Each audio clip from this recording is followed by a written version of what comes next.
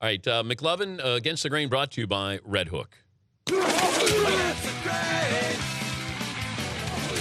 Dan, I have the perfect fit for Johnny Manziel, and you're not going to hear this anywhere else, and you never have heard it anywhere else.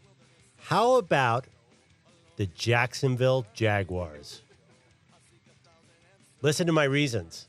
Gus Bradley, head coach. Out of Seattle, Russell Wilson, short QB. Saw him every day in practice.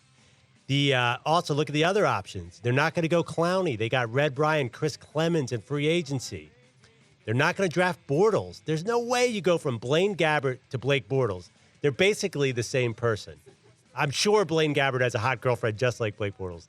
They're not going to go left tackle. They took Luke Jokel last year. They've already actually said they probably won't go left tackle. So that means they're going to be looking at a quarterback. They need a quarterback. I have people inside who say they love Johnny Manziel.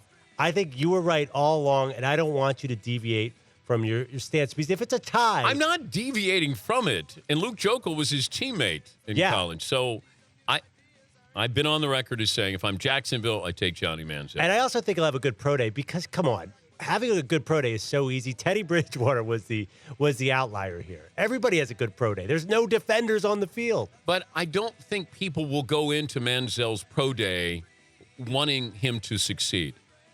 For some reason, I get that feeling that there's this bias against him and that you'd actually have to say nice things about him. I think these guys have made up their mind that Manziel can't do what he did in college in the pros. You can't run around like that. Look at RG3. I would hope he's smarter than RG3 when it comes to running, or learn from RG3 that you can't run. But I get the feeling scouts are going to pounce on Manziel tomorrow. Yeah, but don't scouts build up and tear down? We've teared down Johnny in the last month. I don't think it's time to build up again. He hasn't been torn down yet. Well, you saw Jaws and Merrill Hodge come out and say he's a fluke. He's a fluke? Or he's got bust written all over him, and it's not going to work. Yeah, whatever. All right. Thank you, McLovin. That's Against the Grain brought to you by Red Hook.